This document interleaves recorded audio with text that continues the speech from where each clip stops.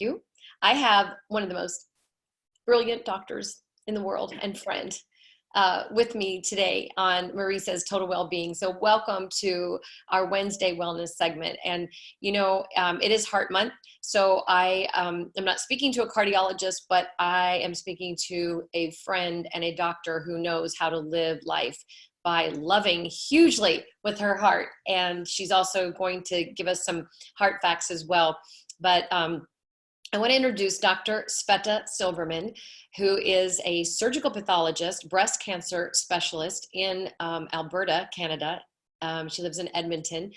Not only is she a physician, a medical doctor in surgical pathology, so diagnosing cancers, but she is also a former pediatric surgeon from Russia. And I had the pleasure of meeting Dr. Silverman at yoga in Scottsdale, Arizona many years ago. And she lives a healthy life. She teaches healthy life. She teaches nutrition. She teaches wellness. She teaches the mind, body, spirit. She's a holistic doctor. While she's a conventional doctor, she is a holistic doctor and just is sharing the passion of living a healthy life. And so February is Healthy Heart Month. And we're going to talk a little bit about heart disease and what you can do to prevent it. So Sveta, Dr. Silverman, thank you so much for being on. And I just can't think of anybody better to talk to about living a healthy life. Thank you very much for having me on. Thanks. You look beautifully red. I wonder why. I wore red and I wore heart earrings for Heart Month. So it's almost the end of the month. So, living a healthy life is not just a month thing, and it's not just a day thing. It is every day, every second, every nanosecond of the day, what we have to do to really keep this beautiful temple alive and healthy alive, not sick alive, right? And heart disease, it's the #1 killer of men and women worldwide. And the symptoms are very different in men and women. And women die more from heart disease than anything else. And in fact, I think it's nearly half of all US adults have cardiovascular disease. My mom died, we believe it was a heart attack, but it's either a heart attack or stroke. It's all related. And that was 8 years ago. And it rocked my world because one day she was here. And then the next day, my brother calls and said, Mom's gone. I'm like, where'd she go? I had no idea. She didn't show symptoms of it. And that's the thing. It's a silent killer. And so I am so passionate about, just helping each and every one of us live a healthy life. I'll never stop doing it. So that's why you're here on Marisa's Total Wellbeing today. So Sveta, talk to us a little bit about that, about heart disease and why it's so rampant out there. I mean, it's more people die of heart disease than cancers. Thanks, Marisa. Guys, good morning to every one of you. Again and again, I need to reiterate that I'm not a cardiologist. So I'm talking to you from the knowledge I have accumulated. I believe that before we embark on it, see, this is the validation. Every one of us is in charge of our life, of our destiny and stuff. Meaning that what I do with my life, and I learn it, and I try to live the healthiest and the happiest. So, Marisa is absolutely right, and I quote yesterday's writing from American Society of Naturopathic Medicine. Heart disease is the #1 killer of both men and women worldwide. Particularly, heart disease results in more death every year than all forms of cancer combined.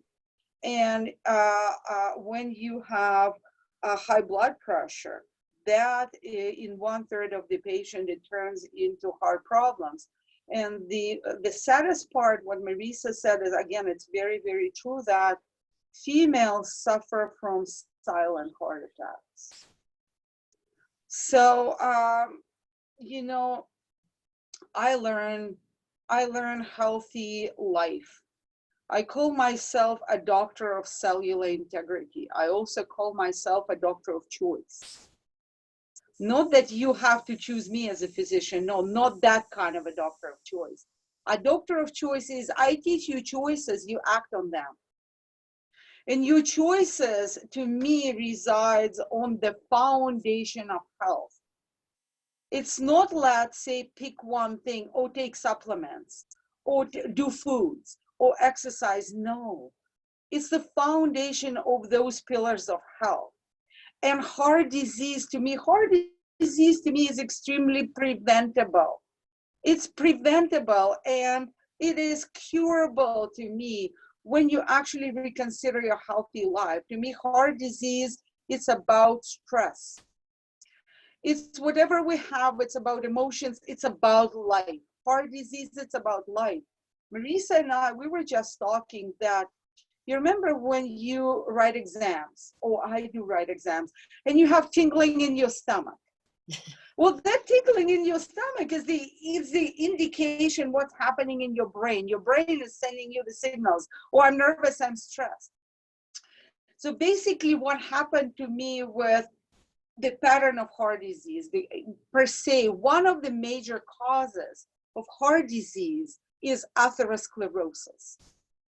I'm not talking about electric dysregularities of the heart. That's another thing. Because we're feelings. We are electric in the heart. So the good electricity is the healthy heart electricity. So anyway, that's another thing. So atherosclerosis means plugs in your vessels. And what happens is those plugs, they're everywhere. They don't spare. But those plugs are in your heart vessels as well.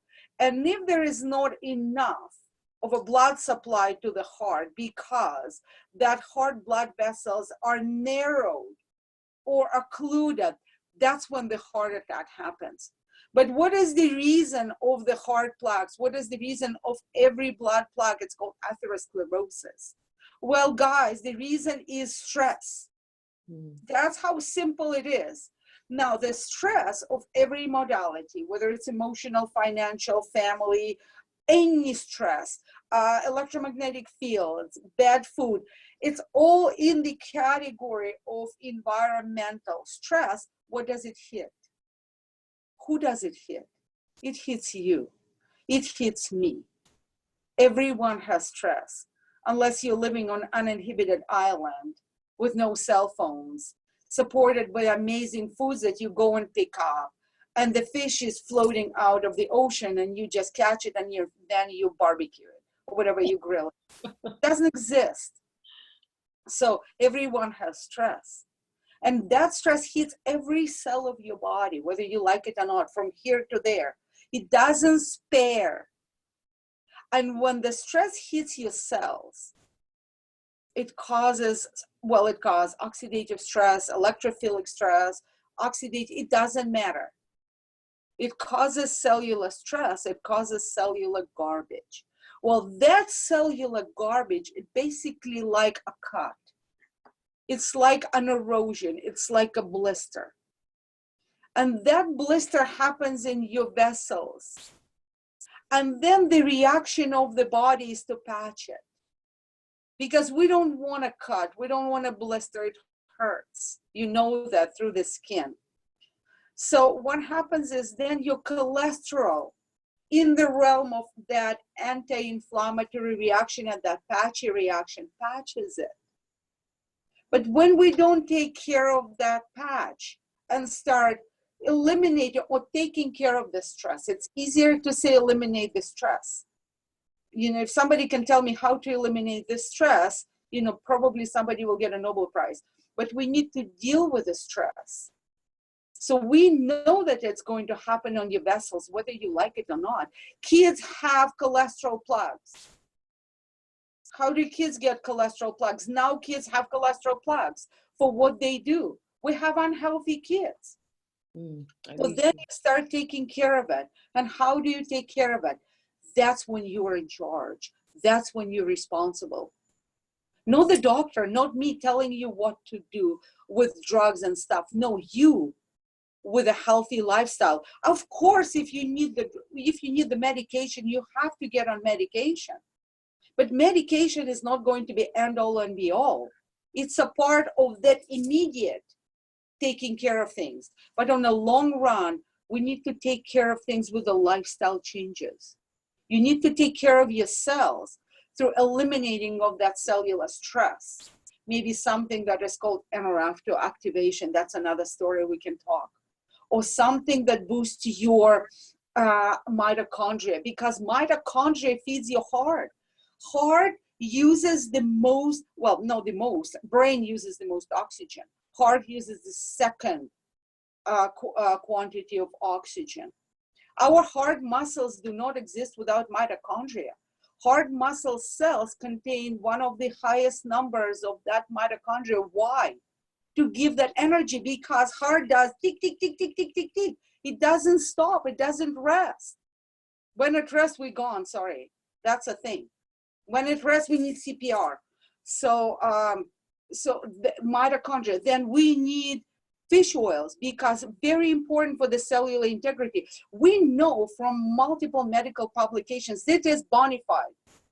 When you obtain fish oils, in some cases, omega-3s and 6s and 9s and 7s, you reduce your chance of getting a cardiovascular disease by 30–40%. This is a bona fide evidence.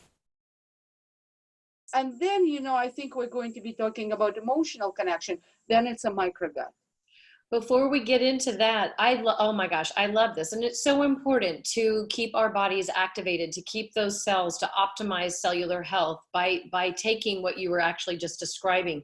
You know, this heart pumps over 2,000 gallons of blood every single day. Think about it. Out of 600 kombucha, right? I mean, healthy gut bacteria for the healthy gut. We'll get into that.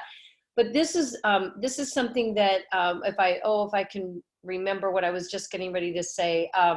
So our heart pumps 2,000 gallons of blood every day.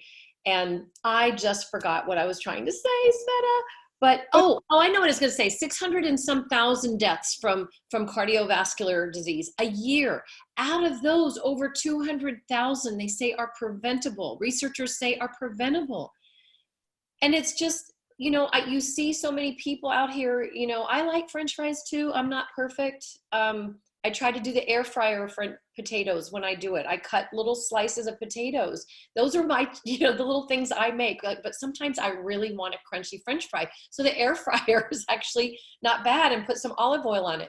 But there's some modifications people can make. But, you know, I sometimes watch my kids eating, and they know I like to eat healthy, and I'm trying to share that. And it's hard when your life, you know, our lives are so busy, and then convenience food places are not so healthy. Yeah, we're seeing more and more salad places that are there, but you know, we have to really look at this lady. Look, I mean, she's vegan. I'm not a vegan, but oh my gosh, look at that. Now that's your antioxidants. That's beautiful. Your blueberries and your raspberries, so important. Surrounding yourself with beautiful, healthy foods. I love it. Oh, Sveta, that's good. Thank you. Thanks for sharing that. So getting back, you know, I mean, our aorta is the size of a garden hose. You think about it. And when we're not eating correctly, we're getting this smaller and smaller and smaller, because this white, yucky, plaquey stuff is starting to corrode the blood vessels. And there's just so much we can do. We don't, and medicine is great, especially acute care, but my goodness, you don't want to have to be on a bunch of drugs for your heart, because that's just a spiral. Here's another side effect and another side effect. So we're trying to prevent having to have that type of lifestyle, right? So let's talk about the gut, the brain, and how this affects the heart, because this is not just an isolated organ. So thanks, Marisa. So the thing is, before that, guys, I do need to give accolades to cardiovascular medicine. We came such a long and amazingly productive way of taking care of heart disease. Absolutely. You know, the rate of cardiovascular disease goes up, but, you know, really now, if we're so vigilant and we teach the symptoms of heart attacks, the early intervention, we have such amazing conventional medicine tools. So we are good. But the most important thing is how not to get to the conventional tools.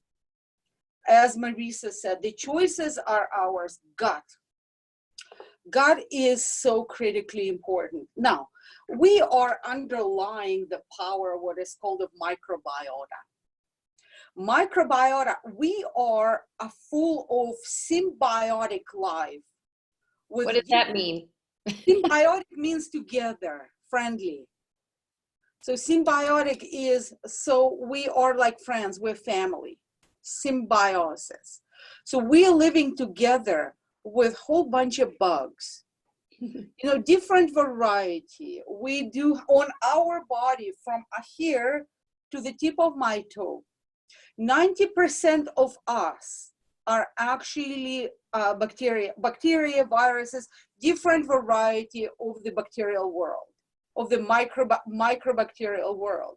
Only 10% of us are cells. So now you probably need to understand how important for us to keep the good bacteria in line. That's a whole thing. You need to understand every second of our existence, there's a huge war going on. Good bugs against bad bugs, good bugs against bad bugs. You feed bad bugs what they need, you get bad bugs. You feed good bugs what they need, we get the population of good bugs. And most of all, we're talking about microgut. So now the notion in medical field, whether it's an allopathic medicine or naturopathic medicine or chiropractic medicine, is that microgut is our second brain. It's a proven thing. When you go to see a proper neurologist, or for example, like Dr. David Perlmutter, well-renowned, best author, neurologist, so he will tell you, he's got an hour with a patient. And he talks about, I think he said 5-6 minutes, he talks neurology, and 55 minutes, he talks food. He talks lifestyle, he talks, microgut on it. So microgut is critically important. We're connected. We are connected through the production of neurotransmitters in microgut, and the connection, the loop, the feedback between the brain, the central nervous system, the peripheral nervous system, and what is called parasympathetic or sympathetic nervous system. So these are our gut nervous system. That's when you get the tingling in your stomach when you fall in love. Or and when in you your heart. Why, and in your heart. It's like when you fall in love, what is it? Butterflies. Or when you need to write an exam like me, who get. Whoops, we're losing you. Whoops, we lost you. Yeah, my surgeon just called me. One of my breast surgeons just called me. Oh. So yeah, so sorry. So all the thing is when you get extremely nervous, and then guess what you have? You have runs. You don't have dysentery, you don't have parasitic infection, but you run to the bathroom before your exams, correct? At least I do. That makes sense. Or, you get very nervous, you get nauseous. That's your connection. But your microgut is so critically important for our well-being. Why? Well, some say 85% plus of our immune system is produced in the microgut. Over 90% of our happy neurotransmitter, serotonin, of our natural antidepressant, is made in our microgut. Calcium metabolism is our microgut. Hemoglobin, iron metabolism is our microgut. For us, let's say vegans, vitamin B synthesis, vitamin B12 is made in microgut. The production of healthy gas is made in my probiotics to keep my gut healthy. Microgut is, and that is why some say healthy gut and a healthy microgut is the foundation of health, because you need to understand one thing. Your microgut will never be healthy if your gut is not healthy. Like, look at the background of Marisa's beautiful house. It's an awesome, beautiful remodeled house. Amazing. Do you love living in your house better now than when it was? There you go. Well, the same analogy with the bugs. Bugs do not want to live in an unhealthy environment. So think of your microgut and inflammatory bowel diseases or microgut and leaky gut. And let me ask you a question. Who doesn't have leaky gut these days? And this is the foundation of your healthy gut is going to be the pattern of healthy lifestyle. That is going to lead your healthy microgut. Well, your healthy microgut is going to lead the foundation of your happy brain. And your heart. Of course, and then your heart. That vagus nerve it goes Right. from the gut all the way through the heart and to the brain. And it's like it's the lifeline. Right. And it's emotions in it. It's amazing that you said vagus nerve because I remember my old age in the former Soviet Union. So how did we treat gastric ulcers? Now, what is the cause of gastric ulcers, someone may ask? Why do people say, you stress me out so much, my job stressed me out so much, I got an ulcer? How did Russian surgeons treat a gastric ulcer? Cutting vagal nerves. Wow. And so, yeah, what does that mean? Well, you interrupt the negativity that is going to your stomach, and then it healed gastric ulcer. So you don't have to remove, like those days, vagus cut or remove the stomach. So which one is more invasive? Both of them are very invasive because we can deal with that through the happy mind, through the meditation, happy mind, through the connection with friends, through waking up and saying, may I be happy, may I be well, may I be in peace, may I have a joyful day. You didn't do much, but you just send a message to your cells. And then you start with the foundation of nutrient-dense foods. The foundation, you don't need to be vegan. You need to be nutritarian. You just need to put nutrient-dense foods. You cannot have empty calories. Because your proteins and carbohydrates and fats, and you need fats. Because your fats are building your cells. Your fats are going to build your cellular membranes. And then you need to stay hydrated with the clean water. And then you need to move.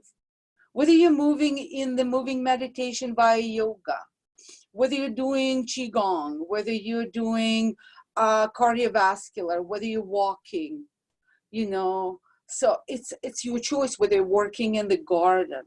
And walking your dog or going to a neighbor's house and say, let me walk your dog today.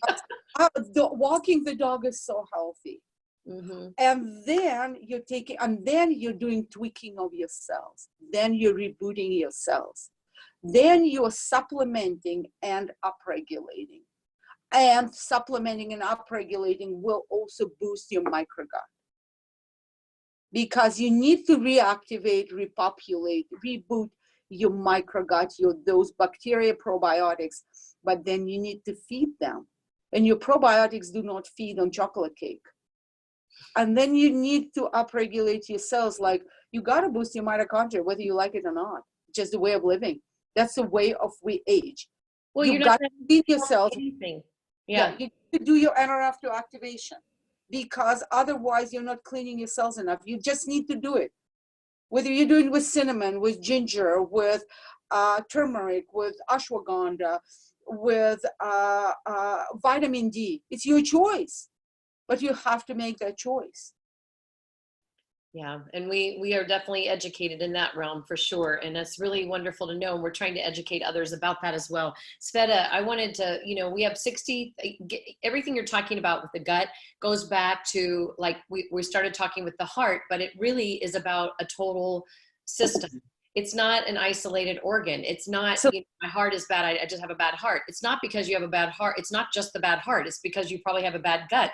It's probably because of the choices. It's all related. It's like the vehicle, the Mercedes-Benz or whatever car, you're not going to just fix one flat tire. You're not going to just, change the oil. You're going to do the entire system of the tune-up. So we're talking about tuning up the body. And in order to have a healthy heart, you have to have a healthy microbiome. You have to have a healthy mindset. You have to know how to not react. And I'm not perfect, but that's why I practice yoga. That's why I teach yoga. That's why I practice meditation daily. That's why I lay in bed in the mornings before I even get out of bed with my hands over my heart, and just give so much grateful. I'm grateful for so many things that I'm saying to myself, you know, simple little things. We've talked about this on Maurice's Total Wellbeing before, but it's being grateful, having gratitude. And I wanted to, you know, we talk about neurotransmitters, or the feeling responses also in the heart, not just in the gut. It's not just in the brain. The gut, when people say I have a gut feeling, there's truly something to that. When you have a gut feeling, trust yourself, trust that gut feeling. But, you know, it used to be that researchers had no idea why love and the heart were connected, why you feel love in your heart, right? And they couldn't figure that out. But, you know, we're figuring out a lot. We're figuring out the vagus nerve. We're figuring out that our feeling responses are not just stored in the brain, they're in the heart, right? And so why does it feel like a heart attack when you have a broken heart? Because there's some people, you know, we've all had a broken heart before, and it absolutely feels like you're going to die. Because I guess all that biochemical reaction is introduced and activated.